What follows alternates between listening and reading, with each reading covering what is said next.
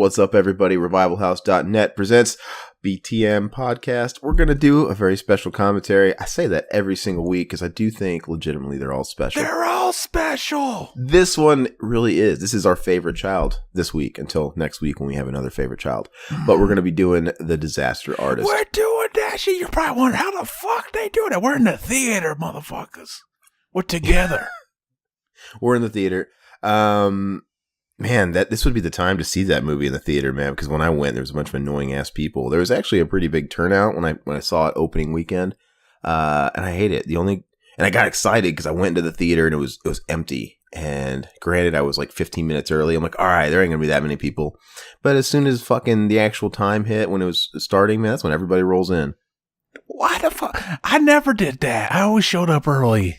It gets your hearts up. It gets your hopes up. Yeah. Hopes up. That's what I fucking meant to say. It gets your hopes up because it's like, all right, man, I got in the back, I kicked my legs up, and I was getting really comfortable. And then the worst is when somebody comes up and sits right next to you or like in your vicinity, and everybody does that. It's like, dude, come on, there's a whole theater up there. I got here first. Kind of let me have this domain up here. You know, don't fucking come crowd around me. I think the only time I went to the movie and I was the only one in there the entire time was I went and watched Splice.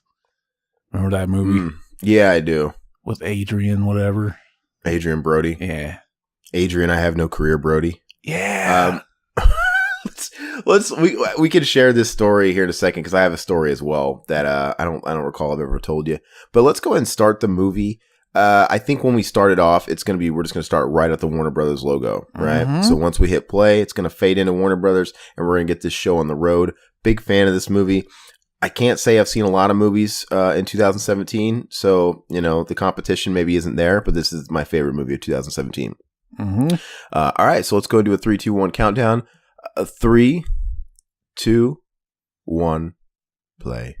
Hell yeah! There it is. Yeah, man, I'm guilty. I did not see that many movies. That's how dry Hollywood is because it's pretty sad, but I think most of the movies that I saw in theaters were those cookie cutter blockbuster movies, you know? Yeah. I mean, it's like, this is an exception, but I saw like Spider-Man, I saw Guardians of the Galaxy, I saw, did Alien Covenant come out in 2017? I think so. Yeah, it did. Man, where's time going? So yeah, it was kind of like those movies. You know, that just tells you, and they're all franchise movies. This is an exception. This is one of those movies I wish we'd have more of, these unique type movies. I always kind of like, whenever people like put out their end of the year best of list, I always watch like those ones. So yeah, like a lot of the best of movies I probably won't even see till later, like sometime this year.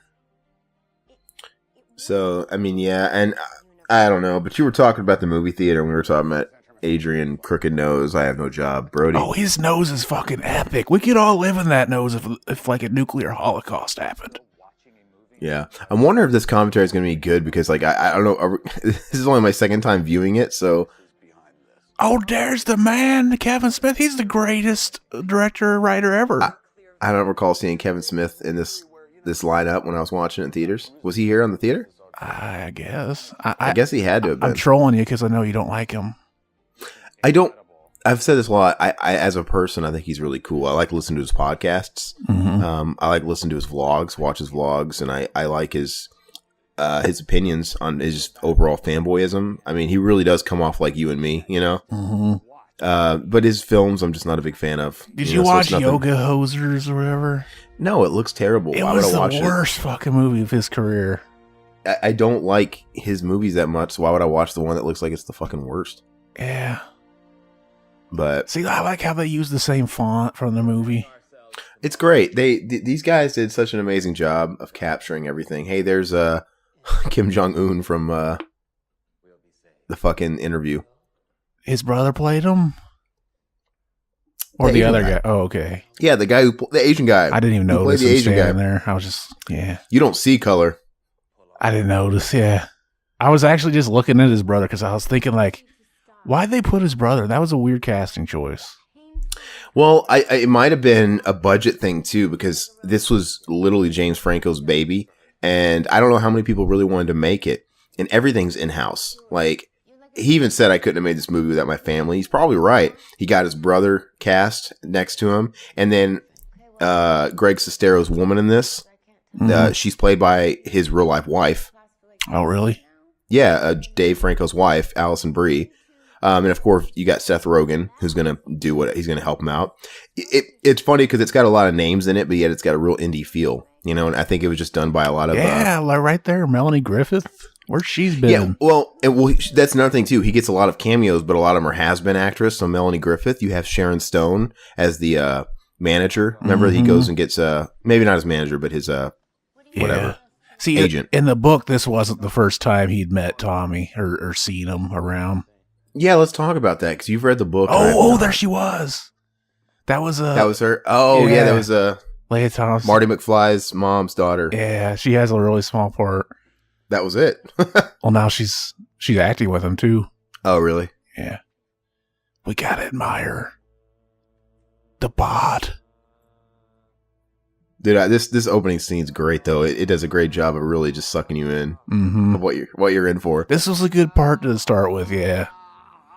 Yeah, the first time they met in the book, they were in class. And he just kind of heard him talking to some other guy in French or something. Oh, he was speaking French? Yeah. Yeah, this is a way better intro. Who's that bad, though? Dude, they don't even have any close-ups of her face. Like, she's zoomed out the whole time. That's why I didn't even notice it was her. Mm-hmm. You know what I'm saying? Like, look, can you tell it's her? She looks like a blurred out blip. Yeah.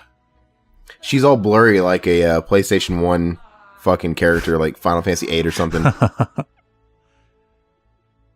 Their faces just look like a thumb. Like there's no texture to them, just like little shadows. He was doing when he was doing the little dry hump thing in the air. I mean, maybe they cover their bases with that scene there, but that's the one thing they didn't touch into in this movie is when he's like, humping the blanket or whatever. He starts doing it while they're filming it, and they're just like, what the fuck's he doing? Have you seen this yet? Yeah. Okay. But at the end of the movie, that's one of the jokes they don't crack is when he's doing that. Like, what's he doing? They don't touch that one. Yeah, it's just barely mentioned in the book, too. It's just like he started doing it while they were filming it, and they were all just like, what the fuck? It's funny, too, because no one thought that movie would ever come out. And I guess, like, the movie kind of makes it look like Greg's first time watching it is in the theater. But by that time, like, Tommy'd already given him a rough cut, and he'd already, like, watched it with his family and laughed his ass off about it. Watched it with I'd have to watch it by myself first, man. You hang out with little kids? Is that what he says? Yeah, something like that. Oh, your friend, little kid? Little kid? Little kid. Okay. Yeah. No, I have to eat. Imagine if, like, he started making movies for all the shitty movies now, like a Troll 2 movie. Yeah. He's incapable of saying his T's or D's. Yeah. Yeah. See, look, you can notice, like, even if you didn't know who these guys were, it's like, those guys look the same. You can? I don't think so. I think they look different enough. You think? Yeah, and I was thinking about that as well. I think the prosthetic on his nose, and I think James Franco does a great job of really losing himself into the character. Mm-hmm. You look at him now. When I see Greg Sestero there, Dave Franco, I still see Dave Franco. I do, because he's not in that much of a character. I mean, if anything, I was watching Channel Awesome, Doug Walker, the nostalgia critic, and he was saying he knows Greg Sestero because he's got a history reviewing The Room, and Tommy Wiseau threatening lawsuits to get his review pulled down. And have you listened to his interview with Tommy Wiseau? No. Dude, he's just shitting on him the whole time. Yeah, he does an interview. He did an interview with Tommy Wiseau, and it's all audio. And it's great because he's kind of making fun of him the whole time, and Tommy Wiseau doesn't realize he's making fun of him, which makes it even funnier. He's like saying all these passive things that are kind of sarcastic. But it's really funny. Anyway. I thought you meant Tommy Wiseau was shitting on Nostalgia. No, the Nostalgia Critic was. Anyway, I guess he became friends with Greg Sestero since then, in the last, 5 years, whatever, he's been just shitting on this movie. Because I guess Sestero would always kind of come to his aid and kind of act as the mediator when Tommy was trying to fucking take his shit down and, go after him. That's kind of what people do, yeah. Whenever they find out people like it for the wrong reasons. Like, who's that? You ever hear that guy that made Cool Cat? No. They're supposed to be like these kid-friendly movies. Like, he lives in Hollywood. And he's friends with like a couple little celebrities that make cameos in them. Like the guy from Chips was in one of them. Eric Estrada? Yeah. Okay, random. And it's supposed to just be like some kind of new mascot like Barney, but it's funny because it's so shitty. And the guy playing in the costume, he just sounds like he's behind a mask the whole time because they didn't overdub his dialogue, so it's even bit funnier. I see. That's not Cool Cat. That's a lame name. Do you remember did you ever see the Aristocats? Yeah, the Disney movie? Yeah, I remember that. They got a guy in there called Scat Cat. He shits another cat's mouth. Cool. He said, lay some skin on me, Scat Cat. But no, back to Doug Walker. So he made a video reviewing the Disaster Artist here, and it was out of character. It wasn't one of his Nostalgia Critic videos. It was just him in front of a camera talking about it. And he said, I know Greg Sestero, and I was watching this movie, and he said the same thing. I'm looking at Dave Franco play him, and he said the movie, he loved the movie, but he's like, I was watching Dave Franco, and he's like, he wasn't really acting. He's like, he played the part amazingly, but he didn't really act like Greg Sestero, Yeah, it'd be hard to even guess what Greg Sestero, what he'd act like. But he's saying, yeah, no one even cares because no one knows him really, but he knows him on a personal level. He's like, yeah, he doesn't. He just kind of acts like Dave Franco, Mm-hmm.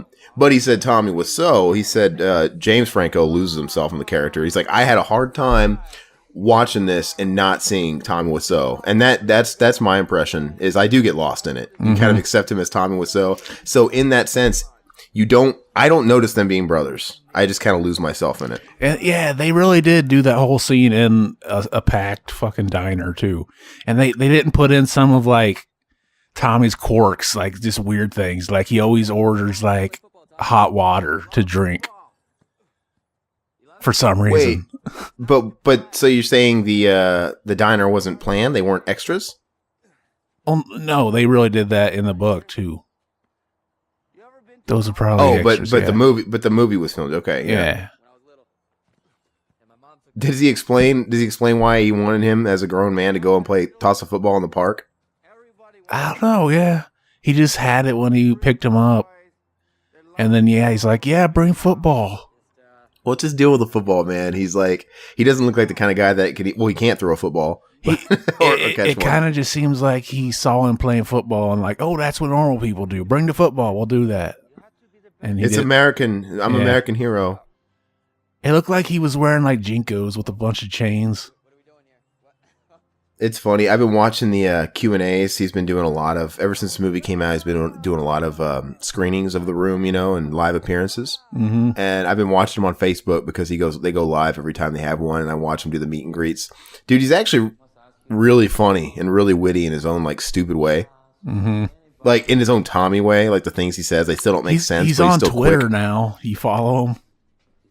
No, I'm not really. I don't really go on Twitter. Yeah, he's on there. I followed him.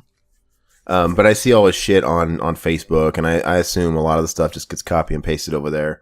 But yeah, it's really funny. He's witty in his own weird Tommy way, and I'm gonna be in New York this week, and I'm gonna be there on the 10th, and that's when they're doing a screening. I'm sure it's sold out, but I want to see if maybe I can get tickets. It's one of the ones where he's at it, mm-hmm. and I could you get to line up and ask him a question and go up to him one by one. He'll put the mic in front of your face, and he just kind of like shits on everybody. He'll make jokes or whatever and kind of make you look like an idiot. It's funny. Fashion USA. That's the company Tommy owns. I missed it. Where was the video? It was just like a big sign setting randomly. Oh, do they get a real picture of Tommy Wiseau to put in that picture? Because that picture looks fake. I don't know. It might have been fake. Yeah. Relax. Oh, there it is. A little bit nosy guy. A little bit nosy guy. That's what. Remember the fucking like little commercial he made where he's like, "To be or not to be." Yeah, I sent it to you. Yeah, that was for street fashion. Yeah. And in the street fashion building actually shows up in the room, just like in exterior shots. Oh, does it really? It's just like a big building that doesn't really look like anything. I almost die. So how did this part differ in the book? He just brings him back to his apartment, and he doesn't try and touch his fucking dinghy? Yeah, this is pretty much just like it is in the book. He's just Does he ever in the book? Does Greg Sestero ever talk about? Yeah, I didn't really because he's got this weird. Towards the end, it's almost like an asexual vibe. But if you don't know the guy, like, look, I mean, if you were Greg Sestero in this situation, you wouldn't know what this guy's motives were at the start, right? Like, is this guy fucking gay? Yeah, there was stuff like that in the book. Like he didn't know he going in. Calls him pretty boy. He calls him babyface. Babyface, is what it is. Babyface. What about that line that they're gonna make here soon, where he's like, "You want to share a bed with me?" Oh, that's really creepy, or whatever he says. Is that in the book? I don't remember if that specifically, but yeah, he was wondering like, is this guy like me? Like, what's going on here? Well, I mean, come on. You got this older guy with money, and he picks up this young guy, and he's just like being extra nice to him and lets him stay in this apartment for free. I mean, come on. You'd have to think he wanted to suck your cock. Yeah, and the mom thing was like a bigger thing in the book too, because she was really afraid that he was some kind of a pedophile. No, he's that not. They were going off together and stuff. I would too, man. And I think they do a good job in this movie of giving you that eerie vibe, but not really addressing it. Mm-hmm. You know? Because everything about it's just so weird. He's kind of got like that Michael Jackson complex. You know, maybe that's all it is.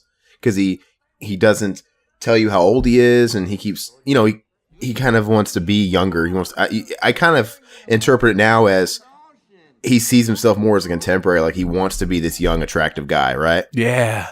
Because that's what it is. He's the ugly Frankenstein, but no, he's not a Frankenstein. He's going to be the American hero. And the pretty boy, the young pretty boy, he's the villain, right? In his movie, he's the backstabber. Yeah. So I think it's just more of a psychological thing and a jealousy thing, and he probably feels like he's getting too old, and he didn't get, you know, he didn't achieve things early enough. Well, they don't clarify when he had his little his car wreck and he had this epiphany to be an actor. I mean, I'd be interested to see what he was doing. Like, what was he doing before that? What age was he when he had this car wreck? Mm-hmm. I mean, is being an actor something he always kind of fantasized about but never really realized it, or is it literally did it just fall in his lap? Like, yeah, I want to do this. Mm-hmm. It almost seems like we could find out someday that Tommy is wanted by like some kind of FBI, or not like in the USA, but somewhere, and he's just like changed his identity and shit. Yeah, it's funny you say that because last night I was watching Unsolved Mysteries, and I had this weird little like daydream where it's like, what if I saw a skit on here, and then at the end of it they showed, if you've seen this man, and it was Tommy Wiseau, like, holy shit, and he's like, but of course, since then, he's changed his hair, grew out his hair, and dyed it black. And, you know, he's got an alias. Because they always show the updates and they catch him. They've got blonde hair and it's cut and shit. Mm-hmm. I mean, as you would. But I was like, oh, man, what if one of these guys that strangled some old lady was Tommy Wiseau, and the real Tommy Wiseau had glasses and short hair, and he had a totally American accent. And this whole fucking thing was a put on. Like, oh, okay, you know? Yeah, it talks about that in the book. He's like Robert Stack dead. Who laughed last now? It talks about that in the book, like how he came up with why so shit. Oh yeah, because that's not his real name. And like, yeah, his actual like driver's license has a fake birthday on it, so it's like whenever Greg sees it, it's like, did he just fucking make his own driver's license? Yeah, you're not 25. Well, like I said, man, those guys on Unsolved Mysteries, whenever they find them, man, they always reveal that they had like 20 licenses and IDs from different states and different names and stuff. Mm-hmm. See, like this scene is kind of creepy because you don't know his character yet. You kind of feel like he's gonna like reach his hand over and touch his inner thigh or something and try and put the moves on him. I wonder if there's anybody that doesn't know about the room that saw this and was just kind of seeing it. From like, it would be a totally different dynamic because obviously we're watching it and we know that obviously certain things didn't happen, but it's still creepy though. But yeah, if you've never seen it, it would weird you out. And not to mention James Franco's always doing gay shit like in every one of his movies. Wouldn't surprise me. That'd be so weird if he did to his brother though. God, he had to like kiss his brother or try and put a move on his brother. It's weird. But it's great. It's a really good, this is such a good character study. I mean, on the outside, it kind of looks like a comedy, but I don't know. At the end of it, I don't know, you kind of dislike Tommy Wiseau, but you kind of feel for Tommy Wiseau, and then you kind of admire Tommy Wiseau, but at the start, you're kind of scared of him, too. Yeah. It really is a really good character Like in the study. book, yeah, when he gets jealous of him and stuff, he starts doing some weird shit.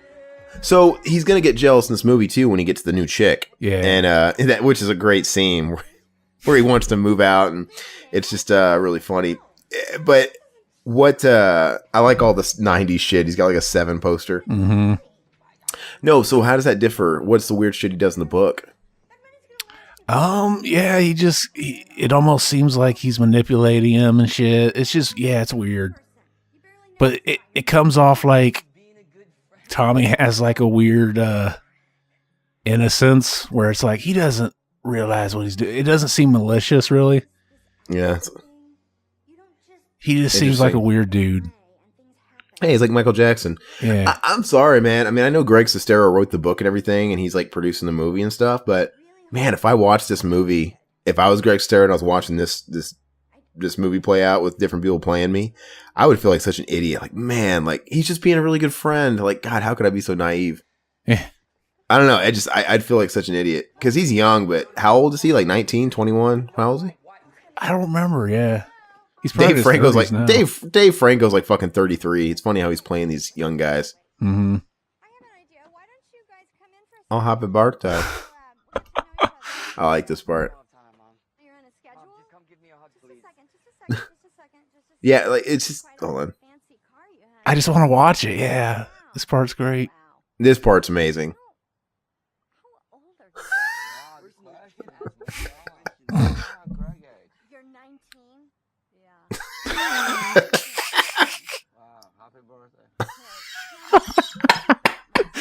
Happy birthday. Yeah, that was in the book too. I was like, dude, Tommy, that's funny. Dude, he's funny, man. What? How it would have been, maybe it would have been a much different dynamic if he had a father there too. Like, get the fuck out of this weird pedo's car. But he's 19, what are they going to do? You cries. That's so weird, man. Because, I don't know, I'm surprised. I know he kind of raced out of there, and she didn't have much of a chance to talk to him, but man, I would have had to have gotten it out of my mouth. Like, man, this guy's going to want to fucking touch her dick. Like, are you dumb? Look at this guy. He's weird. I would have asked him, like, hey, is he gay? Does he have a girlfriend? What's going on? Which, by the way, does he ever address anything like that with Tommy Wiseau when they were living together? Did he ever have any girls over? Did he ever show interest in girls? Or was he completely, like, asexual? No. He seems like he's completely asexual, like Michael Jackson, right? Yeah. I mean, I understand people are private about that sometimes, and it's kind of personal, but, like, if this guy lived with him, Yeah, this is kind of different, too, because in the book, he doesn't really... They don't just, like, live together right away. He tells them, really? oh, yeah, I got a apartment in California I pay for. And he's just like, how the fuck do you do? It's not really addressed, but, like, they take him there. He shows them a place, and then he immediately leaves. Like, I got business to do. Oh, okay. And then he comes back like maybe once every couple months and is like, well, how you doing? Oh, that's pretty fucking rad. Yeah, so it's even weirder because it's like, where the fuck is he going? Like, there's a couple parts where it talks about how he makes bootleg pants, and that's what he sells at Street Fashion. I don't know, but that's so weird, man. I'd feel so weird staying in someone's apartment, like just met them and they're like, okay, I'll see you in a month, and I'm just living there. Like, I wouldn't know. Who knows? I live there. How many other people have access to that apartment? Is somebody gonna fucking stab you in the throat in the middle of the night? Mm-hmm. You missed the part though. He's like, "Hi, just joking." Ha ha ha ha. You don't want to share bed with me? Yeah, that'd be weird, dude. Like, you want to live in the house I own? Like, why do you own a house there that you don't live in? Yeah. How fucking loaded is this guy? It would just be weird. It just this whole story kind of sounds like dude, the start. What if he's that guy that remember that unsolved mystery about the guy that like he ripped off a bunch of money and then jumped out of the plane and they never found him? Yeah, What if that's him? the greatest one. Yeah, they don't know who he is, and he works for fucking Boeing. That'd be hilarious if we find that out. Oh, yeah, no, that'd be great. That's one of the greatest unsolved mysteries. I can't remember that guy's name. I don't remember his name either, but I think one of the updates on there was that they have somewhat of a soft lead again. Do they? Well, it was. They'll probably never find him, but basically back then, certain technologies didn't exist, and now with certain like fibers and shit, they were able to trace that the guy that the fibers left behind belonged on a uniform that were distributed to people that used to work for Boeing. So they kind of put it together with somebody that used to work for Boeing, you know, the jet. Yeah, it was weird too because after like he got away with the money, it's like why did he do that? Because he was worth more than he got.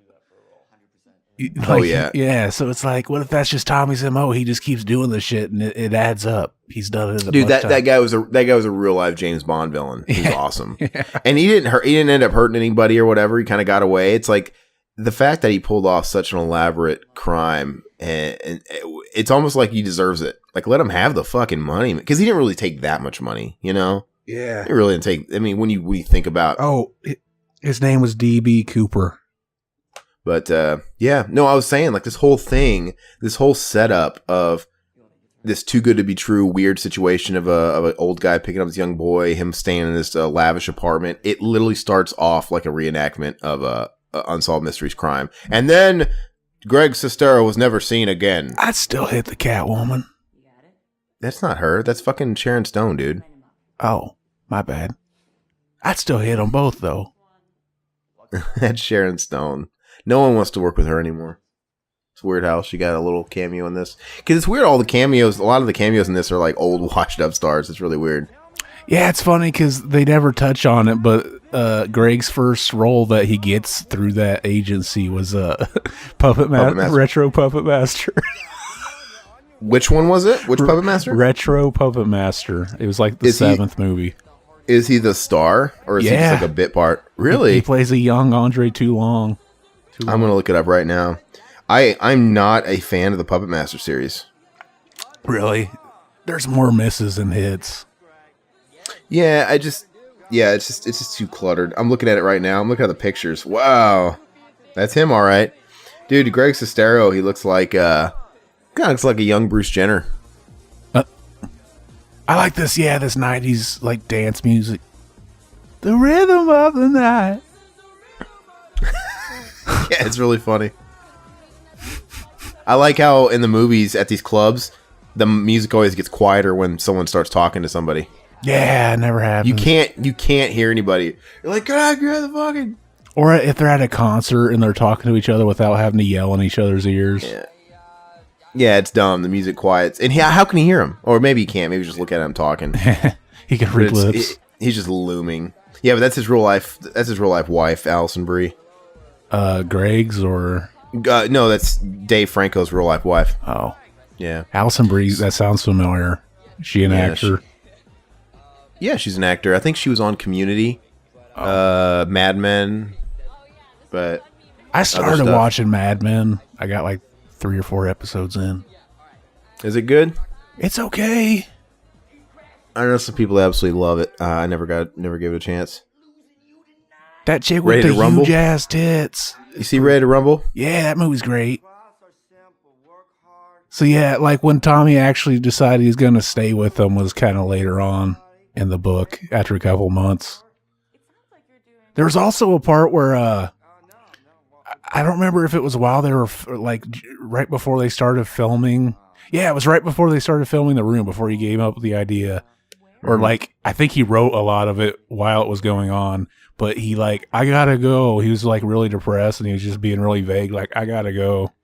Like, I gotta go back to my home country and make some money. I'm almost out of money or something like that. And he disappeared for like months. And Greg would get random calls from him and he'd be like, I miss you. I can't talk. I gotta go. And he'd hang up. It's just like, what the fuck? He actually felt bad for him. Like, what was going on? He's amazing, man. This guy's nuts. And I mean, I remember because The Room came out in 03, 04, something like that. I remember some years back there was still contemplation that maybe he was just a big troll and it was a big act, you know, kind of like an Andy Kaufman type thing. But no, not at this point, man. This guy is all in. He's just so fascinating. I wish I could be a fly on the wall of his life. Mm-hmm. He must have been the weirdest fucking kid. So are they supposed to, is that indicating that he got into a car wreck and it fucking made him retarded in the head or something, or what? It's hard telling. Because some people kind of, you know, He could My be great- lying that the car wreck thing even happened. He could have just always wanted to be Yeah. an actor. I have a great uncle. When he was a kid, he got into a bicycle accident and he hit his head, and he's just been mentally stunted ever since. He's kind of like a child. Really? Yeah, I mean, so that stuff happens, but he's just weird. He's not stupid. He's weird. He's got like a social problem. Mm-hmm. Maybe go for real, but I can't talk to him. It's hard to just not watch this because I've only seen it once and I just want to watch it now. I've only seen it once too. I'm okay with it. I'm okay with really bonding with it when it comes out on official Blu-ray too, because I want to see some special features for this too. There's Saul Goodman, man. Yeah, isn't that weird though? He also gave him the main bedroom, and he just sleeps behind a curtain. Yeah. See, in the book, that's kind of whenever they really start fucking getting pissed off at each other is when they separate each other with the curtain.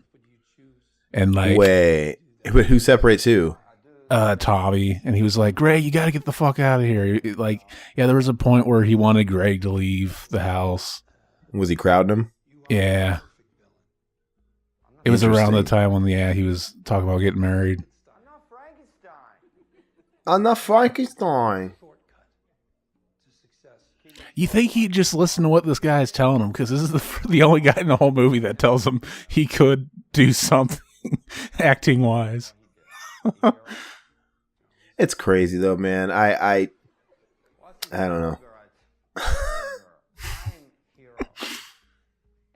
Today's the tonight, as of this recording, tonight's the Golden Globes. I wonder if this movie's gonna win, because I hope. I mean, I don't give a shit about awards or anything like that, but just because I want to see, I would like to see Tom Wiseau at the Academy Awards. It'll just be great. I just want to see it, and because I hope James Franco wins his award for Best Actor, and I don't remember if the movie's Director, nominated. too. Maybe, yeah. I hope he wins that, because that stuff is usually a pretty good indicator of who's going to get nominated for Oscars, and then sometimes win. So I just want to see Tom Wiseau on the red carpet with 3 belts. There really wasn't a lot of, like, high-profile movies that came out this year. Like, just off the top of my head, like Detroit, I know will probably win an Oscar. Dude, nobody saw that movie, so that means, yeah, it'll win an Oscar. Isn't that funny how the movies that nobody sees are the ones that win the Oscars? Like, nobody... Movies that don't have, like, mass appeal, like blockbusters, yeah. Yeah, I what is Detroit even about? I know it's got that guy from Star Wars. I think it's about the riots in Detroit. Okay, did you see it? So you didn't see it. I have it. I haven't watched it yet. It's like 3 hours long almost. Can that guy carry a movie, though? Who was it? I didn't see who was in it. It's the guy from Star Wars. It's Finn, the black guy from Star Wars. Oh, I don't know. Yeah. Did you just shake your fucking ice drink in the mic? I didn't mean to. My bad. Yeah, this guy's a prick. Yeah, he's an asshole. In a movie where all these celebrities play themselves, we have a celebrity not playing himself, which is kind of weird and Yeah, off-putting. that's always kind of weird when they do that. Because when you see him, he's like, "Oh, it's Judd Apatow." But wait, he's not Judd Apatow. But a second ago, we saw, not really, because we had Sharon Stone playing somebody else and stuff like that. But then you have Bryan Cranston playing himself. You know? Yeah, that was a funny scene too, because it's like you forget it takes place in the 90s. And it's like Bryan Cranston from fucking Malcolm in the Middle. It's like, oh yeah, he was in that. He's doing his "To Be or Not to Be" from his commercial. Yeah. But no, so I was wondering too if Does Tommy realize that line is about whether or not to commit suicide? Because he says it like he's so happy when he says it. No, I was wondering if when I saw the Bryan Cranston scene, I was like, I wonder if that's different in the book, because let me finish when I say this, because it's like, did they just kind of write that for the movie because that's who they could get was Bryan Cranston, or was that really in the book? Like, hey, I have a role in Malcolm in the Middle, and my girlfriend knew Bryan Cranston. In the book, I think he just had another audition planned, and he didn't really get Into it. He didn't get it because some actor specifically told him he should go do it. But yeah, But he didn't specify on who or for what. I don't remember. It's possible he did, but I don't remember it off the top of my head.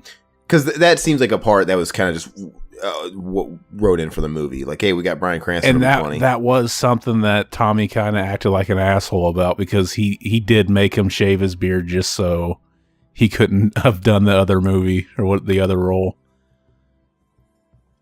Yeah, because in this movie... They originally had it scheduled for like weeks later for those scenes. Yeah, because in this movie, he needs the beard.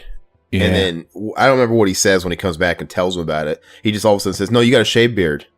Mm-hmm. You can't have it. No. It was in the script that he shaves the beard, and that was supposed to be some big moment for some reason. But yeah, they were scheduled to shoot those scenes a couple months later. It's a big twist. Doesn't he always say it? Isn't he all about that? It's a twist. What's funny too is I remember like the first time watching The Room, he walks in and there's that little moment where you're supposed to realize like, oh, he doesn't have his beard, and it's like, what the fuck? I didn't even notice what was different about it. That's the twist, man. He's all about just throwing all these twists in movies. Like, I just gotta have a lot of twists. Yeah, I never noticed it. He's weird. It's like real life, though. You could go to somebody's house that you've known your whole life, and then they walk in like, oh, you notice anything different? No, I shaved. Oh, yeah, but yeah, you don't notice that because like me, I go off and on of having a beard and not a beard. So it's like I don't expect anybody to see me and be like, oh, because they're used to seeing me both ways. Yeah, if you were somebody that if you've known them your whole life and you got this big fucking Duck Dynasty beard and you show up with no beard, yeah. That's different. But I mean, someone like me, man, I literally shave once every couple of weeks. So it's like I just nobody would notice. Give me chance. I don't think Tommy Wiseau can grow a beard. He doesn't look like he can. He'd look weird with a beard. He looks like he used to be a boxer or something, and he got fucking hit in the face a lot.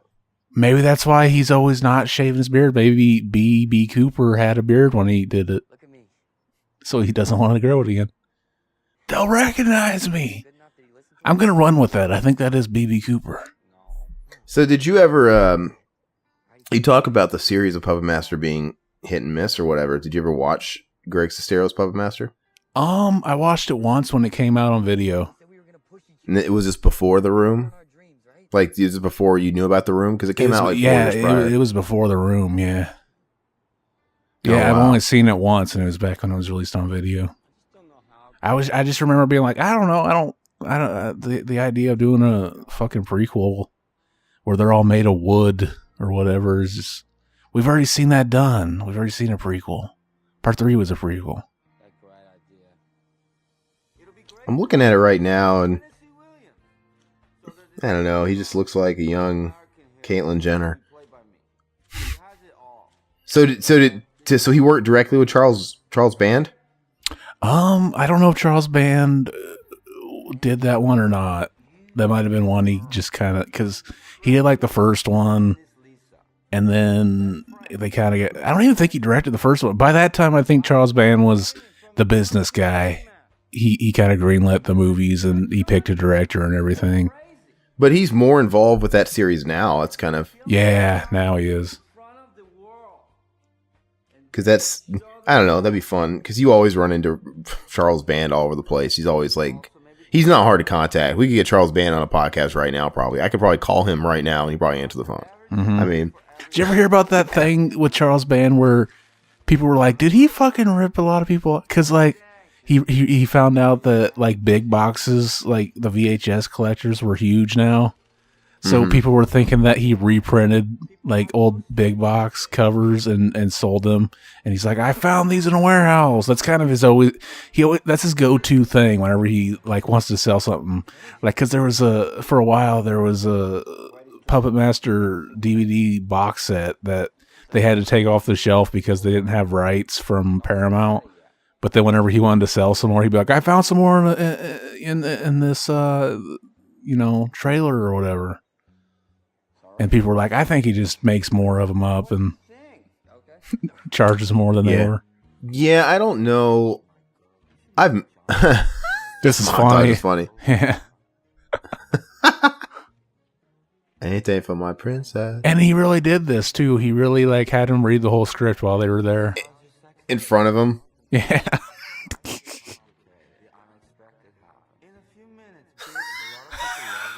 In a few minutes, bitch. In a few minutes, bitch. And oh yeah, there's this other thing because in the movie he's like, great, you got to play Mark, and he does it. But in the book, he was only the line producer, and there was another guy cast to play Mark. Oh wow. And then basically that's how the book starts. Is they're in a diner and he's telling them, I got a good idea. We'll bring you on. We'll tell the other Mark that you're gonna do the scenes after we get done shooting his scenes, because we're doing a demo reel for you. But really, we're only gonna shoot your scenes, and we're just gonna pretend like we're shooting the other Mark. It's what? Because he didn't want to fire the other guy.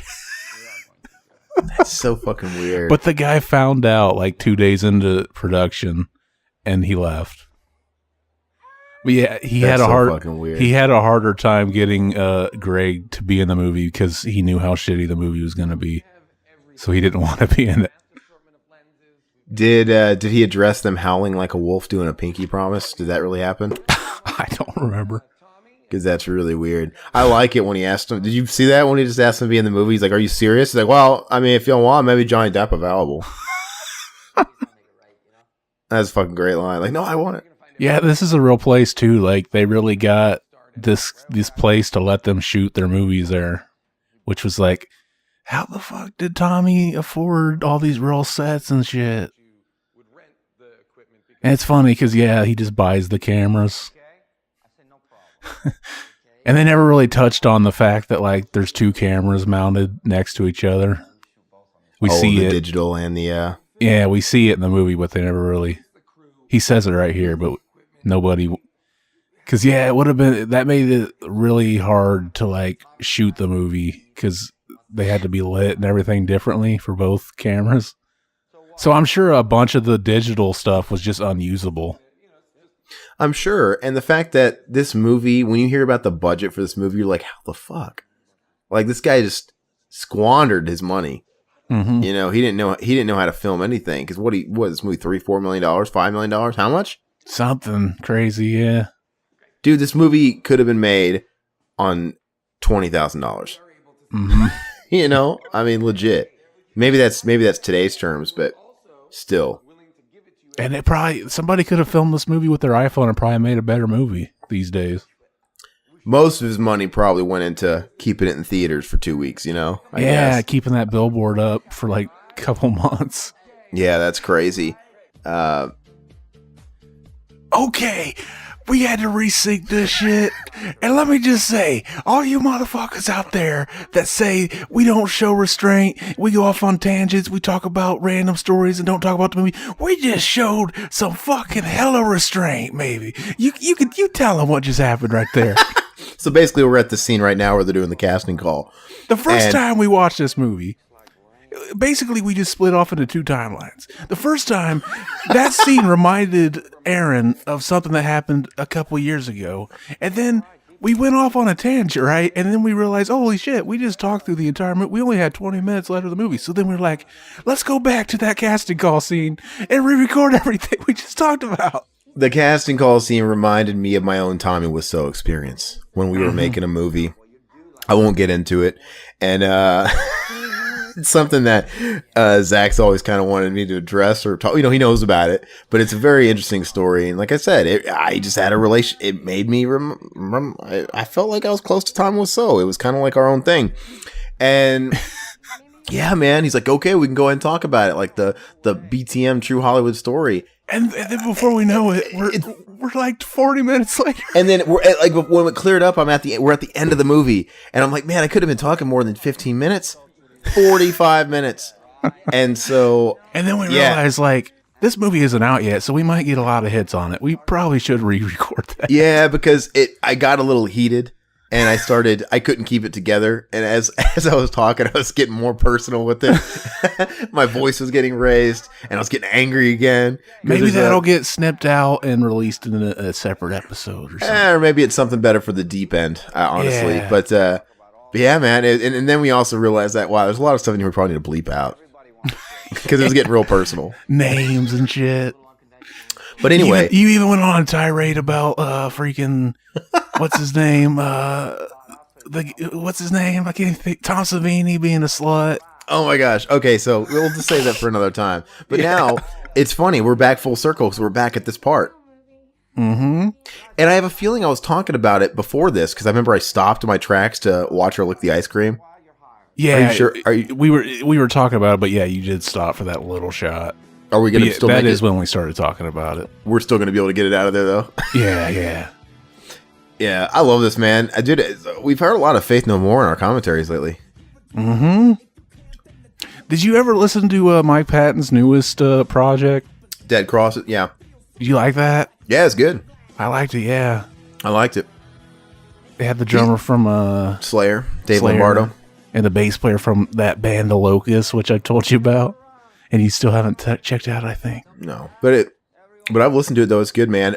Mike Patton he appeared with Dillinger Escape Plan at one of their last shows in New York. They're one of their original guitar player too that lost. He like got nerve damage in his leg and hasn't been able to walk. He was at the last show too, doing something on stage. It was like a 3-night thing, and they had all their old people come up. They had their original singer come up. I think they played their album with him or whatever. Dimitri, holy shit! Yeah, they did a whole thing. They had like a double set, one with Dimitri and then one with Greg. I tried to get to go to that because another band that I like, Daughters, also opened up. They broke up a couple years ago and are getting back together now. Yeah, man, I would have loved to have seen it. I regret not seeing them when they were here in Phoenix. I was just feeling tired. I was a dummy. I knew I'd regret it though. But here we are. Look, Josh Hutcherson as Denny. Dude, his Denny is scary, man. He looks like Denny. Yeah. Who's he? Has he been in anything else? Yeah, he was in the fucking what are those movies with Jennifer Lawrence? Mockingbird and what's that? What are they? Yeah, The Killing Game or something like that. Hunger Games. Isn't that funny, man? That's how much that shit's a flash in the pan. That's like all people talk about for a few years, and then now it's been like out of our psyche. We don't even remember what it is. Yeah. It's just so. I still remember that. Like you guys did an episode with Corey G, and he's like, "I can't wait till this movie comes out on Blu-ray. I'm going to buy it, and I'm going to make it my own cover, and I'm going to call it Battle Royale with Cheese Edition." That's got to be on the soundboard. I love his fucking Bob Denver hat and his belly shirt. Wouldn't that be funny if since this like took place in the 90s, they had a bunch of people wearing Jinkos and like chains? Like, cause he was kind of wearing chains earlier. Yeah, I mean they do a pretty good job. It looks pretty 90s to me. Yeah, I mentioned this on the last version too, but I'll have to re-say it that this part doesn't really make sense because in the book they talk about how they shot this scene in this alleyway set, but then ended up reshooting it on the fucking top of the building set. It makes more sense to be in here anyway. I mean, what's the purpose of moving it to the rooftop? I mean, I would have thought, okay, maybe they're going to utilize the rooftop and have them hanging them over the roof or something as intimidation, but they don't even utilize it. Yeah, I don't remember what. Maybe it was a lighting thing. I don't know. Maybe it was something. But yeah, they had to. This guy had already left. Even though Tommy was like he wanted everybody always on set, even if they're not filming a scene, and they were like, "What? Why?" This guy actually left because he just had this one little shot. But then, yeah, like he had to call him and get him back on set. Chris R. And it's funny how he calls him Chris R. What's up, Chris R? Hey, Chris R. It's funny how some of the stuff I never noticed until like I see it in the movie. Why do I call him Chris R? I never really picked up on it. It's just something I never thought about. Chris R, though. Yeah, it's retarded. That's like if I call you Zach W. It's because there's probably more than one Chris in the movie. Is there? Yeah, I think that's why the reason it gave in the book is there's two Chris's in So the movie. either you know what? We're not dumb. Like he would still call him Chris. If I knew two Zachs, I'd still call you fucking Zach. In our private time, I wouldn't call you, hey Zach W. Like, don't be that aware of your audience. Only And- if like two Zachs are on the same screen at the same time, you'd probably have to call them one of them different. Or the fucking mastermind writer behind this could have not named two fucking people Chris. Right? Yeah. What's the deal there? It's funny too because like there's some actors that like how towards the end of the room there's random actors that show up and it's like who the fuck is that? Basically, The guy at the end of the party was replaced. Like, who the fuck is this guy? yeah. So basically, yeah, it's like it's other actors who didn't want to stay on set the whole time because they had to do other stuff. So he just wrote a different character to come on set, and it's so funny because you watch like some guy show up at the end of the party and he comes in and takes charge in the scene. It's like, what the fuck is this guy showing up acting like he's in this movie all of a sudden? It's really funny. Isn't he replaced this guy, basically? Yeah. This guy's one of them that was supposed to be at the party but wasn't.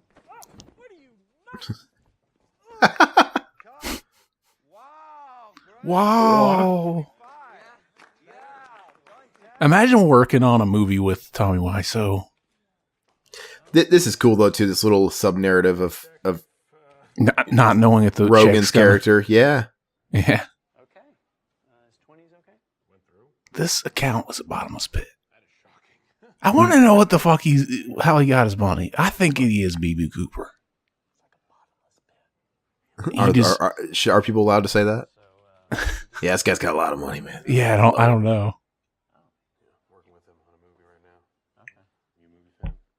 I think that was dialogue in the book, but it wasn't said in this situation. It was between actors on set. Yeah, I mean, I don't know. The guy, if Hi, Mark. he's really preparing for that. It's such a simple fucking line. Like, how can you not say that? I would have did better just totally winging it. Like, in Yeah. one day. I wouldn't have had to rehearse to be like, hey, here's what you got to say. I would just wing it. And It's really funny, too, because you watch that scene in the movie where he comes out and gives all that dialogue. And it's like, how the fuck did that pass? How were they like, that was good? but it makes sense because it's like they went through so many takes. It's like, man, he Yeah. actually said the words. So he Okay. actually said it. So it's like, that's good enough. That's great. I love that whole scene though. That I think that's coming up where he's like, "Why are you laughing?" That's a great story, Mark. Like what? Yeah. Right after he tells them about like some chick getting beat up. That's what he's going to talk about. Yeah, he's going to laugh. Great story, Mark. Like, what? They keep stopping him. Like, why are you laughing? Okay, can I at least take a photo for continuity? Continuity in your forehead. Yeah, this is the scene where he just dressed himself. Yeah. No, I'm ready now. Let's go, Sandy. Come on. Let's roll. He's all nervous. And that's really just like a freaking porta potty or something that he walks out. Doesn't really go anywhere. Oh, really? It's a porta potty. It's like, but it's made to look like he's coming up. It's something. Yeah, it doesn't actually go anywhere. That's How funny. did they're reading the lines to him? How are they just like? They're like, yeah, this sounds normal. I'd have been like, you want to rewrite these lines? What is line? It's funny though because he's like, oh yeah, that didn't really happen. Greg's an asshole, and then they do it in the movie, and it's like, yeah, that was what happened. Scene 112, take 13. Jeez. Action. I did not hit her. Oh my god. I did not hit her. This is weird. This is weird, isn't it? It's like this is deja vu to the 10th degree. Like we did just watch this Yeah. and talk about. We weren't talking about it, but hit her. No. I hit her. You're doing good, man. We'll get there. you're doing great, man. See, imagine if the whole shoot was like this. Imagine if Tommy never got better Dude, at doing he's like his lines. he's in almost every scene, man. I'm sure the whole thing was like this. It did get smoother though. He did kind of like learn to remember his lines a little bit better. Is that what they said in the book? Yeah, Nah. Oh, hi, Mark. I would have used that take. Looking, but doesn't work if you're looking at the camera. What? I know it'd be funny. He's looking right at the camera. It's not like it would have made the movie fucking off kilter. I would just say, like, how about you just walk through and said, I didn't hit her, and then just say, hi, Mark. Yeah, let's just change the fucking script. Like, I didn't hit her. This is bullshit. Hi.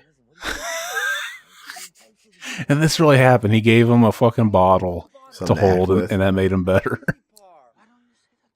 And it's funny because it's just like the way this scene shows up in the movie is really weird too. Because remember how when we watched it, we were like, did we just skip a scene? Yeah. It just kind of like does a quick dissolve to the shot. I wish they addressed what they fucking did with Chris R in that whole scene. They don't. Yeah. Because they tackle him and then he's just gone. Then they come back. Like, so they call the cops? They beat the shit out of him in the alley? What they do with him? Oh, hi, Mark. Like, yes. What if they did? What if they're just like, now do it, but don't suck. Do it again. He just comes in with an empty water bottle. It's kind of weird. Maybe that's why it was just an abrupt dissolve too. Like, oh yeah, he came in with a water bottle. Where'd he get that? Like, this movie could have also incorporated all the time it took to edit the movie too, in which Tommy was really pissing the guy off that he was working with. Like, why do you want to use this take? Yeah, it was an Orson Welles situation, man. He had his hand in too many different things. It's like you hire someone to edit, let them do their job. You hire someone to be the set manager, let them do their job, you know? What do you do if it turns out really bad? Do you think she's attractive, Allison Brie? She's pretty cute. Dude, Dave Franco looks like a I think she's only like a year older. I think she's like a couple years older than him. But he looks like he's fucking 20, man. And that beard looks fake as hell. Yeah, it does. I noticed that in the theater. It looks like it's glued. It looks like it's glued on. I noticed it when we saw the teaser, actually. Like, yeah, that beard looks really weird. Which is funny. It works for the movie. It's fine. Mm-hmm. If anything, we could just... If they just left out the scene where he had to shave it, we could have just thought that that's how bad the prop was. If people didn't see the actual movie. Everyone set? Yeah. Ready? This is the scene where he's laughing. Great story, Mark. Mm-hmm.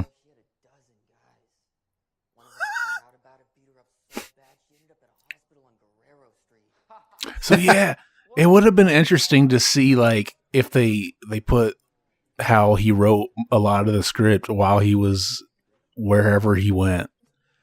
Because remember I told you he like left for a while and he's Yeah. like, I gotta make more money. Dude, but I'm looking at him right now and I'm wondering, where is his head really at? When you're on the set, like, what is he thinking? What's going through his mind?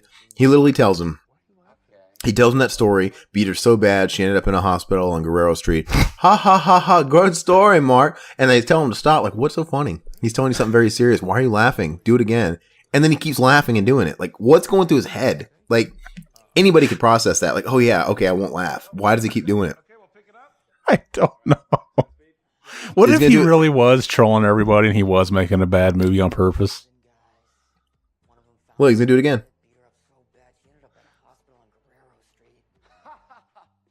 What a story, Mark. It doesn't make any sense. Check it. Great. I think we got it. Maybe It's like he's- he has to be trolling.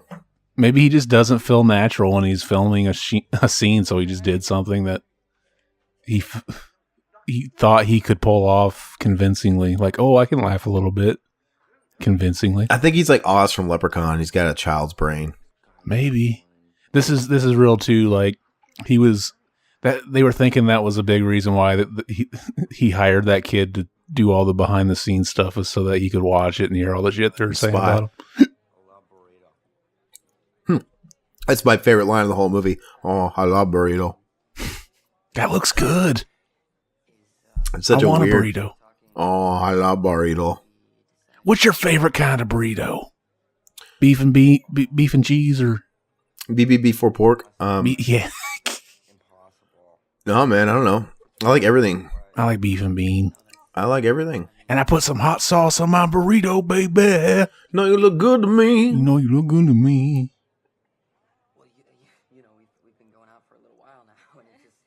Uh-oh.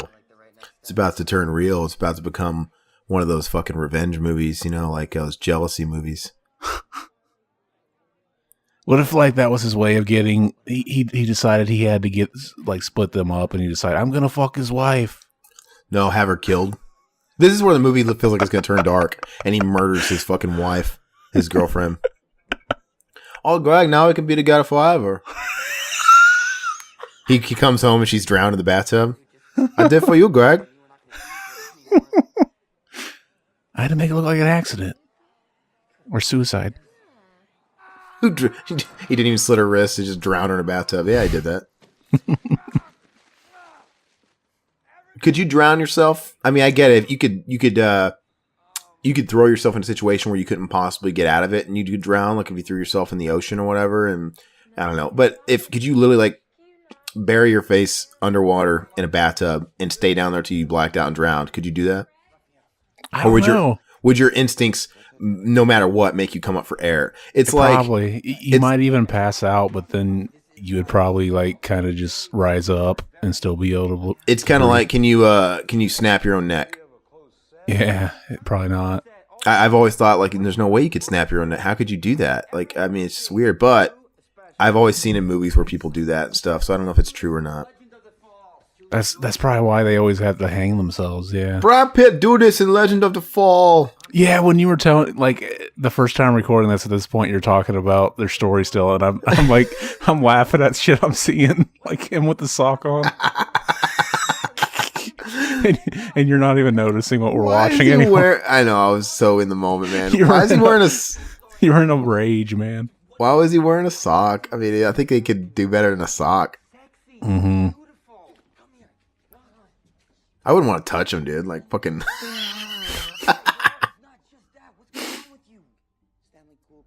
How does he keep that sock on? That's what I'm saying. It's so weird. Like, is it a special kind of sock that's the elastic is like tighter? I don't know, but it is the real socks that they use actually like go over their balls too. Is that over his balls? It doesn't look like that. Looks like a tube sock. They're low budget. Even though they're not really low budget because he has a bunch of money.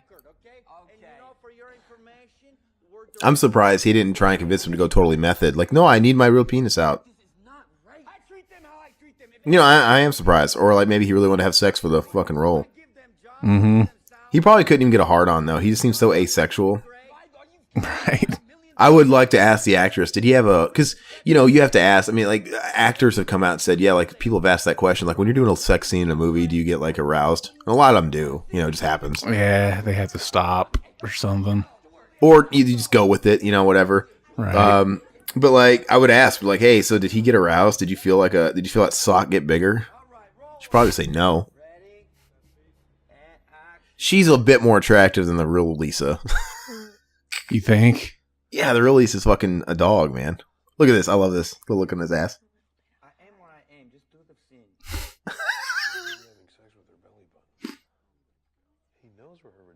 You know, that's why he did it, just so that his ass would be Yeah, in the camera, front and right center. in the camera. Yeah. That's so fucking weird, man. You're a dead man. Oh, really? Oh, really? I'm dead, man. I'm dead. Everyone calm down. Jesus, come on. You need a break. Take a break. I'm okay. She okay? All right, well, I need a break. Yeah. The girl when they were filming it was actually more standoffish of Tommy, because she didn't know. Yeah, like he's adding all these sex scenes. It's just like, is he just doing this? And then she didn't want to do another one when he requested it, so they just kind of like put in the same one again. Yeah, used footage. Yeah, like that was something they fought about in the editing room. Was, does this really need to be like 5 minutes long? The sex scene. It's ridiculous. And he kept saying like, yeah, we got to use every inch of footage in it. He needs his ass to sell this movie. Ha ha. Did this really happen where he blew up at this part? I know, I watch you guys talk about me. Yeah, he did fire him over it, and they got a new DP. In the movie, he never really fires anybody, I don't think. Well, No, he gets fired. Seth Rogen doesn't come back, but I think the DP comes back, doesn't he? I think. I don't know. Oh, okay. I don't know. We'll have to watch. Man, he's giving up a good thing, man. He's giving up a free apartment. Mm-hmm. Where's he gonna? He's not working? How's he gonna have all this money to pay for it? What does she do again? I don't think they mention. She obviously works somewhat in the industry because of the whole Bryan Cranston connection. Mm-hmm. Not bad. Big strong kid. Apparently, like when he moved into the apartment, there was a bunch of like stains from where he dyed his hair. Gross. Black Oh yeah. every day. I wonder what his real hair color is then. He's probably just turning gray, and he doesn't want people to see it. Because he's 19. Yeah. And this was real too. That he really had his own director's bathroom. I'd do that too. I definitely have breast cancer. Yeah, this really happened too, where she like had a heat stroke or whatever because he didn't want to pay to have air conditioning. But he paid for so much frivolous shit, other stuff. Like what? Why was this part? After this happened, they ended up pretty much telling him like, we're gonna quit if you don't get air conditioning in the. Well, there's like union laws. There's all kinds of things. I mean, yeah.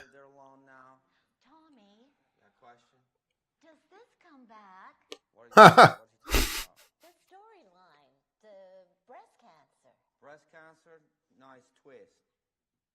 So it never comes back. I don't have time to explain script to you right now, okay? What is this makeup? So his breast cancer thing never comes back. It's 100 degrees. Makeup! Tommy, if you're not going to pay for air conditioning, you I guess I can kind of see his point. Like, yeah, stuff happens in life that never comes back, but it's like, this is a movie though. Yeah. You only have so long. You want to make sure you're using all that time effectively. Santa Claus, all right? Maybe you go buy water for everybody, Greg. Okay? Girlfriend, I would love to be on the receiving end of a fucking bitch fit from Wiseau. okay, well, Yeah. Which, according to this and all the press they're doing, I guess his name's Wiseau. I always thought it was Wiseau. all right, that you're five. Like it's Wiseau. I thought it was Wiseau. Exactly. Turn these lights on. Well, I went through Tommy Wiseau. Then I started saying Tommy Wiseau, like Tommy Wiseau, like that. But if you watch all the press they're doing, they keep calling him Tommy Wiseau, and then that's what Franco's calling him on like Kimmel, and he's getting introduced as when he comes out, Tommy Wiseau. I don't think that sounds natural. It's a made up name anyway. Oh yeah, so it doesn't fucking matter. He got it from like, it means something like bird or something in some other language.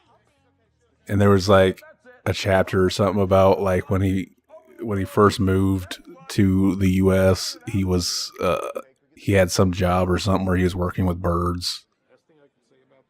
I'm reading through.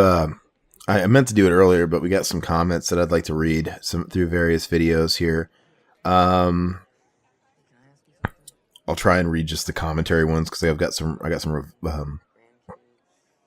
deep end ones too. Let me see. Oh man, I've gotten quite a few. Hold on. Nice. Yeah. We have a new somebody. I don't think I've ever seen this commenter before. Tracy White. I don't know how to pronounce this middle name. Tracy Reich White or Riche White. Not sure, but Tracy commented on our brain scan commentary. I remember watching this on HBO and I loved it. I have a and can watch any movie that has ever been made and ever will be made. I'm going to put this on right now. Thanks for sharing. Do you know what that is? I never heard of it. I ended up commenting back, saying, It is a great movie. I wish they'd put it out on Blu-ray. I don't, at first I was like, is this like a promotion for, oh shit. Ignore that. I hate it. I hate playing on these and you can hear that, but let's see. And then I reply, because when I asked about it, I was like, yeah, it's like, well, we usually watch it on Vudu or whatever, yada, yada, yada. And they end up replying, I'm actually watching it right now. You can just go to Facebook and search and then they actually put it www. So maybe it was like spam. And but then they seem also legit. Like, it's the shit though. I can get movies from 1901 and onward. You get all the sports stuff like pay-per-view. I'm like, dude, she goes on and on and on. Maybe it's like that website I use to like watch movies. Remember that? But at the end, maybe it's not like spam, because it also sounds like someone that's legit, because she's like, I hope this helps you. P.S. At the bottom of the screen, it warns you not to buy one from Amazon or eBay, or it won't be covered by the 1-year warranty, and these fake boxes sold would shut you down. So who knows if she's legit or not? I don't know if it's like a. Maybe you should every time I say bleep it out, because I don't want to sit there and promote shit. You know. All right. That's funny. What else we got here? Just in case she's a robot. No, I don't think it's a robot. I think it's a legit person. No, 'cause she also makes other comments. She also comments on, you know what? I think she is legit, because, I looked at her channel just to make sure she wasn't a bot, and she made a playlist of all her favorite Phil Anselmo interviews, and that's in ours. One of ours was in there. Oh. And then I commented, hey, I found your channel because, I said, hey, from the looks of your channel, it looks like you might have found us from the Phil interview, yada, yada. And I said, hey, we got another one. Why don't you check that one out? I don't think she had seen it. And then she goes, absolutely. I found your channel because of that, Phil. I've been a Pantera fan, yada, yada, since 91. So, and then she goes on and on and on about Phil. So yeah, she is a real person. So it just kind of, I think she was legit making a suggestion, like, check this out. And it just kind of sounded like she was selling it. Stream smart. But yeah, when we started talking about Pantera, there's a big thread there. Ooh, shoot, excuse me. This was real too, yeah. He started making noises and stuff after he shot himself originally. The Brattlesnake, Bradley Taylor, commented on our Sleepaway Camp 3. This one's funny, man. He goes, if you're associated with Mac and Zach Save the World, can you ask them to do a drinking game for Return to Sleepaway Camp every time Alan says, your ass stinks? And then... You're going to regret that one day, being associated with Mac and Zach Save the World. And then I commented back and I addressed, yeah, I'm not sure if this is a joke or not, but if you're, maybe, because I know he had commented on some of your stuff. I'm like, hey, he addressed on his last drunk commentary that he now realizes you guys are commenting. So you can feel free to comment this stuff on there now. Make the requests. But it is relevant to the commentary because it's Sleepaway Camp. We probably will do that. But the only problem is with doing like a game out of it we have to listen to the movie. Oh, yeah. But he might just be joking, though. I'm not even sure. We had another new commenter, Hodwatt. Hodwatt, that's what the name is, commented on our Pet Cemetery commentary, the ultimate feel-bad Stephen King movie. Mm-hmm. Then we had some band called Gorebath. Gorebath Official, probably just trying to like shill their band name, commenting on our interview with Nails, Todd Jones. He just basically commented, best hardcore punk bands ever, one of them, yada yada. I mean, I don't know, sometimes bands do that and they just kind of want to get their band name out there, It's possible. Yeah, I edited that interview first time I edited one of the band. It's a fun interview. And then trusty old Adrian Mendoza commented, he re-listened to our Mortal Kombat commentary. He already commented on that like a long time ago. Oh, shoot. God, I hate playing these videos. You can fucking hear them, man. We're breaking the wall, man. We're meta. So, Adrian Mendoza, you're hardcore, man. We love the hell out of you. It's funny because he was commenting on this one way back when it came out, and commenting, and he comments again 9 months later saying, I love listening to these old commentaries. And he's making more timestamps. Highlander fucking sucks. I love that. I love that Zach focuses in on Kano's nipple in the photo montage. And then he says, the director or editor must have hated or was busting Jean-Claude's chops. Well, thank you for going back. And that's really cool that people are listening to the old ones repeatedly. I remember doing that back in the day with BGM, the old episodes. Oh, really? Listening to them more than once. I actually listened to the Christmas one this Christmas. Which one? A couple weeks ago. Which one? The Christmas episode. Which one? I forgot what you talked about on it, but yeah, you put one out. We'll get to the movie here in a second. I'm just trying to get to these comments. We do have a little bit. We have a detractor. Let me read the detractor on the Gremlins commentary. Gremlins ripoffs, like I gotta fucking play that every time. Okay, I thought, whoa, am I talking? My mouth isn't moving. How'd that happen? So we have this gentleman, Choco Bear 555. He's never commented before, to my knowledge. He goes, weren't you guys supposed to focus on Gremlins? What's up with your obsession with Rod Belding? Who the fuck cares about Rod Belding? and then I messaged Riverman because that's when I sent that screenshot to you guys. And I'm like, see, no one wants to hear that shit, River, because I got onto him, and I want to address that Riverman intentionally trolls me like that because he knows it gets on my fucking nerves. And that's the podcast where he kept going back to, remember we'd be talking about God knows, we'd be on something totally different. He would talk about Rod Belding, like, dude, we're not talking about that. We'd talk about the movie, we'd be going into it, and he'd come up and chime in thinking he's going to talk about what we're talking about. And he comes back, hey, I found out. What? I found out this is Rod Belding. He's like, motherfucker. He kept going back to Rod Belding. And it was making me mad. So, Riverman, let this be a testament. It's annoying as fuck. So it's annoying people as much as Corey G annoyed you. Yeah, man. But see, he's just trying to troll, man. And I'm not going to let Todd on anymore if he's going to do that. Mark my words. Oh, you got to stop trolling Todd. I'm going to Corey G his ass. No, I'm just kidding. I love Todd, but hopefully he'll stop doing that. We got a nice comment from yet another new poster named Rooster Montgomery. And he comments on our Salute Your Short to Zeke the Plumber commentary. Nice. Yeah, and it's pretty lengthy. Nice job, guys. Here's some trivia based on what you said, and some pretty cool trivia. Michael Bauer is actually the Obsessed alumni, not Trevor Easter. So we must have got that wrong.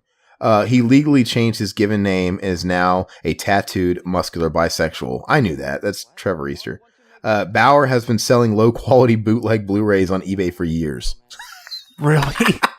Doesn't surprise me. I was watching a lot of the reunion stuff they've had a couple of reunions in the past few years, and Michael Bauer is like the champion. He's the only one that seems like he wants to be there. He's just all in your face. He loves it. So it doesn't surprise me that he's selling bootleg Blu-rays of it. Mm-hmm.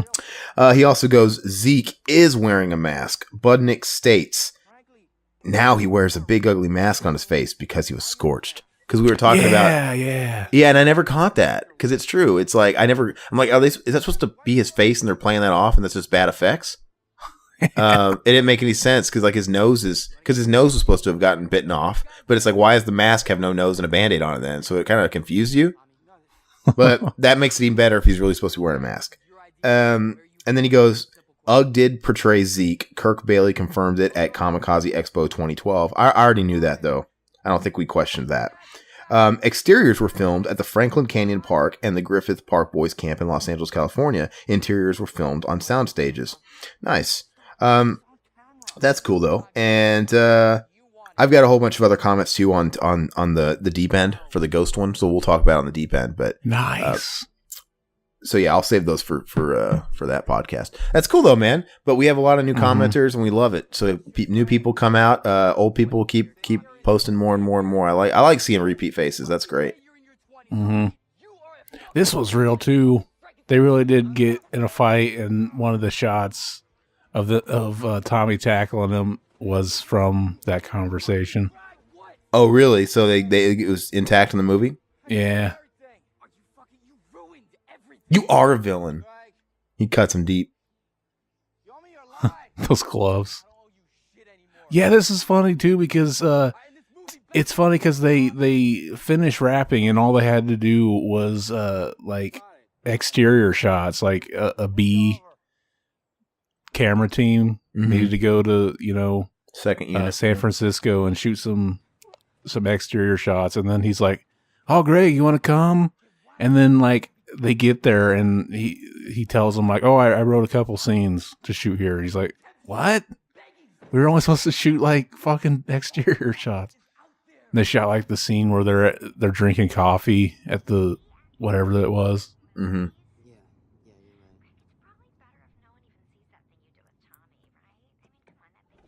Oh, this is where he sees the billboard, man. Mm-hmm. That'd be crazy. I mean, He looks like he's got a shorter haircut there. yeah. Did I just never notice it? And Tommy's got his hair in a ponytail in that picture or something. Oh, in the picture, it looks like he does have a ponytail. Oh, really? On the cover, yeah. I guess I never noticed. Which he never has a ponytail in the fucking movie. Not once. There's a couple shots.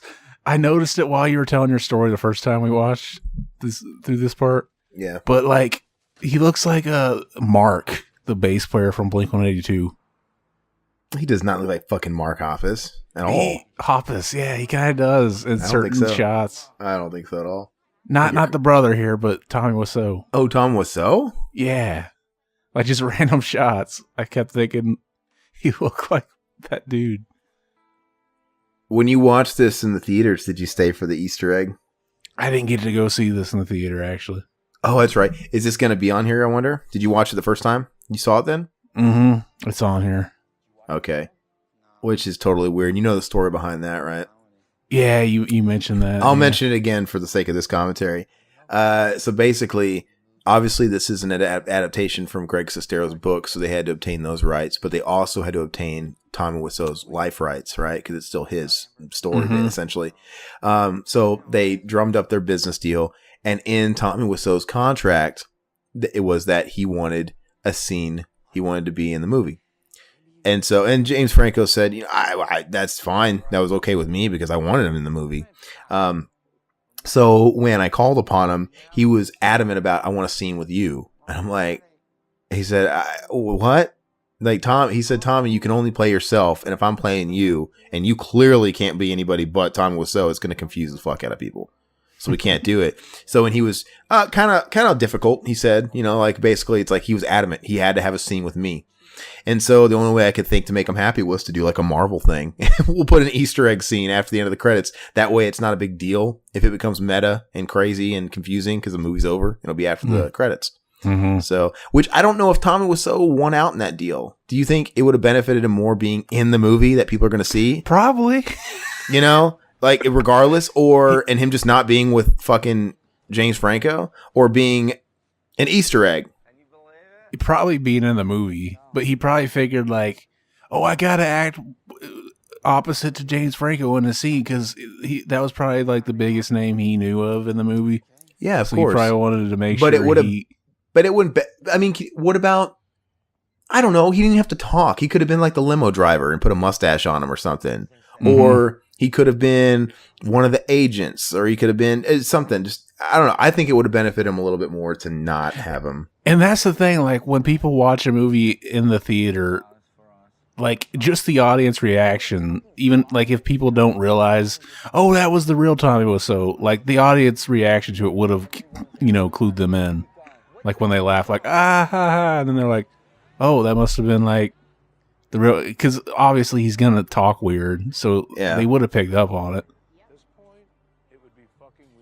I don't know.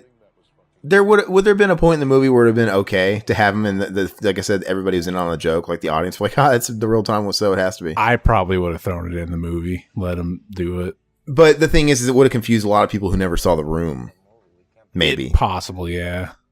Because that's the thing. Maybe they were thinking about those people. Because not that, you know, The Room's a huge cult thing, but in the grand commercial scheme of things, not that many people have seen it. Mm-hmm. You know? Because when you think about, this movie wasn't a big hit. It didn't do a lot of money, but when you look at the money it made compared to how much it cost, a lot of people saw this without seeing The Room, I think. Mm-hmm. Which is weird to me to think about. Yeah, I mean, it would, like we mentioned earlier, how what if somebody never saw The Room and they were watching this movie? What would they think of Tommy's character? Is he like a serial rapist? Is he like a, you know? I know my mom wanted to see this movie, so Maybe maybe I'll take it over there and watch it. Yeah, with see her. what her opinion is. Because it's like, I think you can get something out of it if you've never seen The Room. Maybe something different that we couldn't get. She's interested in seeing The Room after finding out about this movie and seeing stuff about it, but she's never seen it. And I'm sure it helped The Room out too. Like I said, Tommy Wiseau's been doing a lot of screenings for The Room in the wake of this movie. even more than It's usual. coming to every theater apparently for one day. Tuesday, Mhm. or Wednesday. Maybe it's Wednesday. Is it? Yeah. Well, I thought about going to see it, but Wednesday I'll be in New York, so it's like, well, maybe I should try and. I need to see if there's tickets available for the one that he's at. Yeah. It's probably sold out though. That'd be nice to like. Maybe you could just sneak in. Oh, Or you and Josh James can meet up and you can beat the crap out of each other and just go to the ticket taker and be like, some asshole beat us up and took our tickets. oh, Detroit Rock City. Yeah. And just hope that they have like a wallet with something in it that you know about. They're at the premiere. This is my movie. This is my life. This is exactly when we stopped telling the story the last time. Because your story ended with, this is my movie, this is my life. And then I went, I can imagine the Lush saying that at his premiere. Because that's kind of what we that's not relevant because we bleeped that out, Zach. We didn't talk about it. Now nobody knows what you're fucking talking about. Yeah, basically, he was involved in making a movie. Oh, let's not bring that back. Come on. I won't. I just wanted to fill them in on what they didn't understand. But this is real too. The original movie in the theater had 2 Wiseau Film logos, and they took one of them out for the DVD release. And they left the shittier one in. Yeah, like I don't understand because the second one's a little bit better, a little more impressive, a little more branding. The other one looks like it was on a DOS computer. Hi. See, this is going to be hard to not just want to watch. So, yeah. Dude, it would be so awkward. I've always thought about that. If you like put your heart and soul in making a movie, you always have to go to a premiere. Like, wouldn't you like feel nervous? Like, man, because you don't know how good your movie is. You might love it, but you get tunnel vision with stuff. You get a little too close to it. Mm-hmm. Then you're in a fucking room with all these people who've never seen it, man. Or can you imagine being in the crowd for a test screening? They didn't touch on any of the having to overdub things too. Yeah, they didn't touch on it. Oh, hi, Danny. Anything for my girl.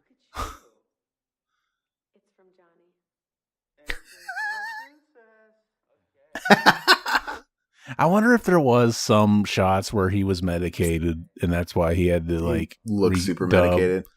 Because yeah, apparently he showed up the scene where he had to like right before he committed suicide and he had to tear stuff off the walls and stuff. Like if you know, he always looks really tired or something when he's doing that. It's because he was on something for a cold or something. Dude, I love the look on everybody's fucking face in this theater. It's great. That's probably how it really was in real life. Mm-hmm. Like, I love that you missed it, but the scene where Josh Hutcherson was looking at himself on screen when he's looking at his part and he's kind of smiling, but then he looked around and got a fucking distraught look on his face. I was kind of surprised that this was in the movie because in the book, it ends with the lights going off during the premiere and they start watching it. Oh, really? It just kind of leaves it up to your imagination. But he did set up. The big screen, this ass. He did set up, though, that he had already watched the movie with his parents and everybody, and they were laughing about it. That's so funny. Everybody's doing the fucking gross sound effects when they see his ass, dude. Can you imagine if that was you in the theater? Like, hey, fuck you guys. Hi, doggy. Oh, yeah. I didn't realize it was you.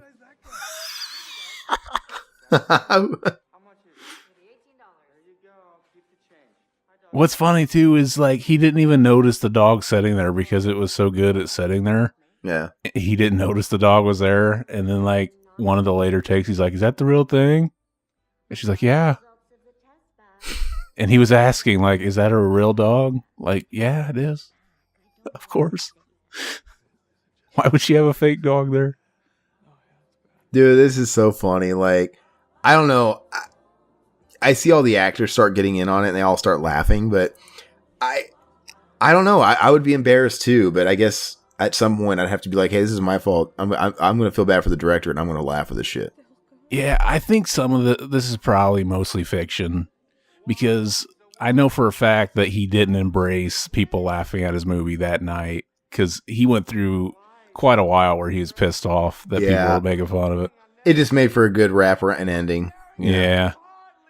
And it's got a good message. Like, how can it be terrible if it brings joy to people? Yeah. You know?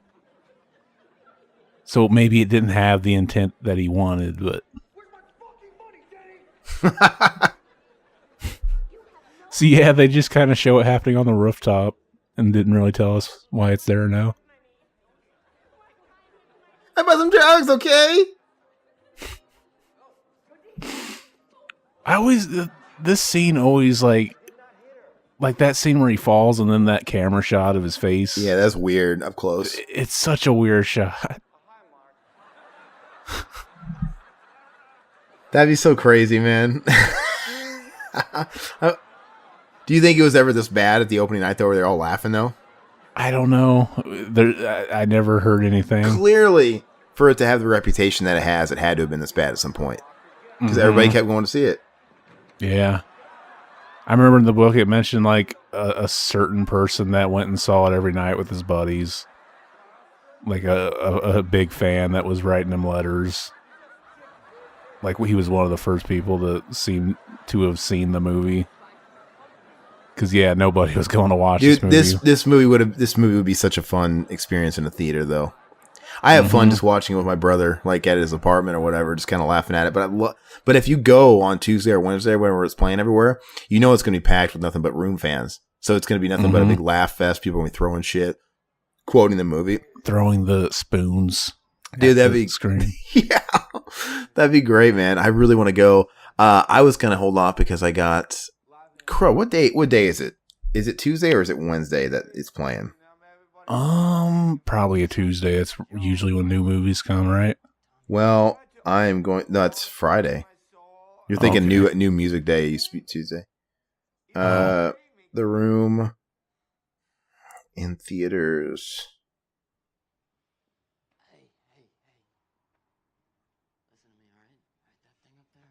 Where the fuck are you? One night only. That kind of sucks. I wish it was longer. Yeah, so that's what's screwing me over. It's only on one night only, and it's Wednesday. I leave that morning for New York, so I can technically see it if I want Wednesday night when I get to New York. Right. The Tommy Wiseau premiere, I think that's like the next week. Mm-hmm. Or the Tommy Wiseau screening. How long are you going to be in New York? 2.5 weeks. Right. You see that poster behind them? Well, Yeah. it might not show it, but it showed like all of them on it. And it's like a really badly photoshopped one. That was a real poster too that they made for the movie and didn't use. Dude, that is crazy because if this is really the way people reacted, no movie gets this response, you know? Mm-hmm. Like that would be the funniest fucking thing. I guess like if it was gonna be something they would notice right away, it would be the people that made it and knew how bad the script was. So yeah, they probably were laughing in the theater. It's hard telling if they were this loud, and they might have even like been quiet for Tommy's sake.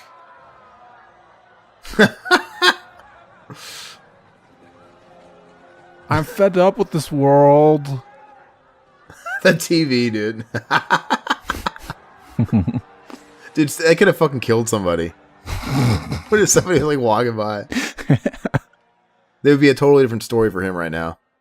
He ends up killing himself anyway, so I guess you. Oh, it doesn't matter. Oh, look, it's got a message at the end. Mm-hmm.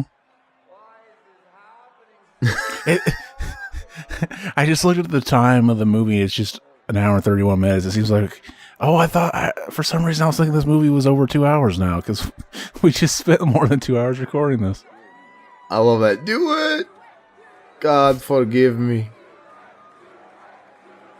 That shot's funny when, the Where's way the he falls blood? back in slow motion. But he's cheering. And what's she crying about? What reason does she have to cry now? Did they have? I don't know. That's not where the movie ended. Yeah. What the hell? There's supposed to be the whole scene where she's like, "Well, you have me." Right. The curtains just aside, like, that's enough of that. Yeah, look at him. I wonder if he really did that. Probably not. He probably left, never came back. I think he did have a speech after the movie. Like, fuck all you guys. I hope at you him. enjoyed my comedy. My black comedy. Yeah, he was going on and touting that it was a black comedy after. Once he accepted it. Glad you like my comedic movie. The thing is it's not funny if he comes out and tries to admit that it was intentionally comedic. It's not funny. Yeah. It's not. It's only funny because he thinks he's so serious and good. But then he doesn't. His ego gets bruised, so he has to admit it. It was. But it ruins. He can't it. admit he failed.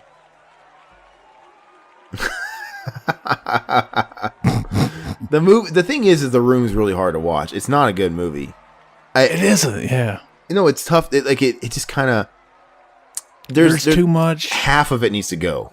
Yeah. It would be just as enjoyable for the schlock that it is, half as long. Because there's a lot that just kind of like plods along. Like, dude. The fucking 10-minute long sex scene, for instance. Yeah, but I could see how it would be. Maybe all that would be super fun if you were in a crowded room that was keeping it entertaining. Like if people yelling. Yeah, just wondering how the fuck this made it into a theater. The Room was released in one theater on June 27, 2003. Tommy paid to keep it in there for 2 weeks in an effort to qualify for the Academy Awards. See, he had the spirit. This is a true Rocky movie. Mm-hmm. Though exact figures remain confidential, its production budget is alleged to have exceeded $6 million. Jeez. And that's when it was showing in that one theater. There was like a group of friends that went every day to watch it. That's the people I was talking about that were. I wonder how many people saw this movie and didn't realize it was based on a true story, and then they see this part, like, holy shit, that's the real guy. To this day, no one knows where Tommy is from, or where he made his money, or how old he is. Well, unless you go on Jimmy Kimmel when he did that interview with Franco, he still doesn't really tell you. Yeah, he kind of gave. No, he did. There's snippets of story throughout the book too. Speak every day. They speak every day, dude. How would that be if that was your best friend? I mean, that'd be fucking awesome. That'd be so weird. Well, it's a pretty inspiring movie, though. It is, because I don't know, like the general fascination behind it is the fact that you have a guy that had the dream, he had the drive, and even though he made the worst piece of shit ever and he quote unquote failed, he still accomplished the same goal. Do you think it's the worst ever? Probably not. Well, is it? I mean, it's all that's subjective. I mean, this movie might be really bad, but at least it's got some value to it. I mean, I've seen plenty of movies that are worse, that might have more of a narrative, that might actually flow better, but they're just so fucking boring and mind-numbing. Mm-hmm. I don't think the original Lisa's that ugly. I think she's not special. I mean, for a $6 million budget, you think you could have got a pretty actress. She's not like the hottest chick ever, but she's just kind of, she's plain. Mm-hmm. I wasted. I've wasted. The one on the right's hotter, though. Why is she wearing a fucking tie on her head? Because they're supposed to be wasted. See, that's such a weird shot. And you know what? If I remember right, he fell in real life, and they thought it was just so good that they had to change the camera angle and film him laying there and use it in part of the movie. Otherwise, that scene's totally fucking pointless. I mean, that must be the only thing, is because he fell. I mean, what? That's worth keeping it. He literally, what did the editor do exactly? Because they don't leave anything out of that movie. Like, you know what I'm saying? Yeah. Nothing got cut out of that fucking movie. It was just like the takes, like they would watch one take, he'd say that's the worst, and Tommy'd be like, I think it's the best. And he'd be like, well, we shouldn't use that one. And he'd fight him over it. And I think they put this whole thing at the end credits here for those people that didn't realize it was based off a true story, you know? Because otherwise maybe people be confused. Like, what the fuck is wrong with James Franco? What's he doing? Well, because, I mean, yeah, people, it's like after they watch all this, it's like, no, look, you guys have to really know, for those of you who haven't watched The Room, this is how bad it is. We weren't embellishing, you know? We weren't exaggerating. Then it kind of, yeah. Oh, yeah. God, well, I want to watch the fucking scene at the end, but do we have to watch all these credits? I do like all the shitty 90s music, though. You might as well just give your whole spiel, like, oh yeah, if you like this, we're on. No, what? Oh, the outro. I thought you keep wanting me to tell a story we cut out. Like, no, we're not telling it.